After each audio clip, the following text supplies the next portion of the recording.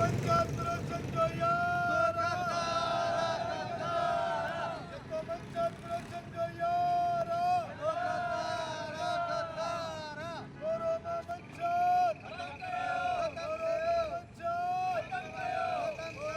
ચાલે જો ને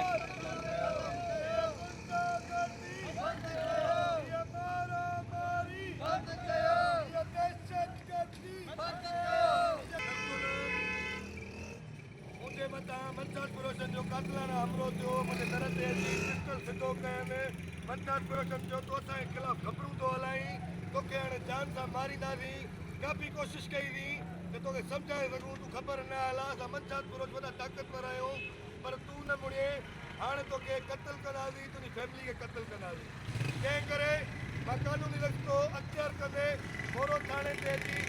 जवाबदार मथां एफआईआर कराई आहे बदकिस्मती सां चोथों ॾींहुं आहे अञा ताईं जवाबदार बासानी घुमी रहियो आहे मोतबार मुख़्तलिफ़ नंबरनि तां धमकियूं ॾियारा रहियो आहे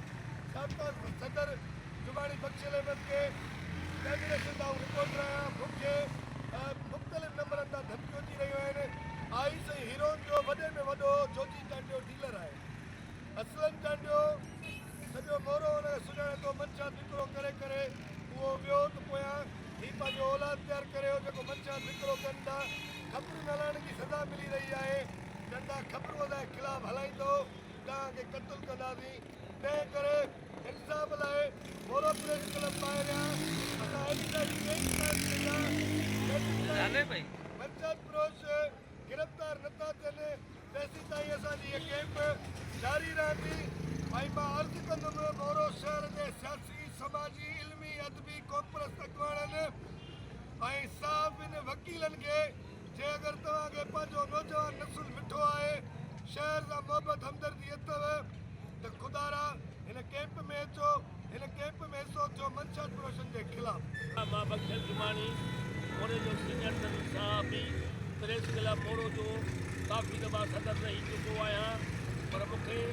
अफ़सोस सां चवणो पवे थो त असां साहबी मुंशियात जे ख़िलाफ़ु ख़बरूं हलायूं था त हू असांखे जानी माली मूंखे मुंहिंजे पुट खे मुंहिंजे ख़ानदान खे जानी माली धमकियूं ॾियनि था असां मोरो थाणे ते केस दाख़िल कयो आहे जंहिंखे ॿ टे ॾींहं गुज़री विया आहिनि ऐं लंजार हाउस खां मोहतरम अहमद नवाज़ भेण जे फ़ोन एसोग थी आहे उन जे बावजूदि मुलवस जवाबदार गिरफ़्तार न थिया आहिनि जोजी चांडियो मोरे जे बचे खे ख़बर आहे त हिकिड़ो हीरोन ऐं आइस जो वॾो डीलर आहे ऐं वॾो मुंशियात फरोश आहे जंहिं मोरो जा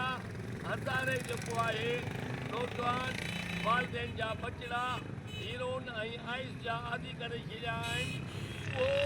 कानून खां बालातर आहे सरेआम मुंशियात हलाए रहियो आहे पर मुंशियात जेको आहे सो हलाइण जे बावजूदि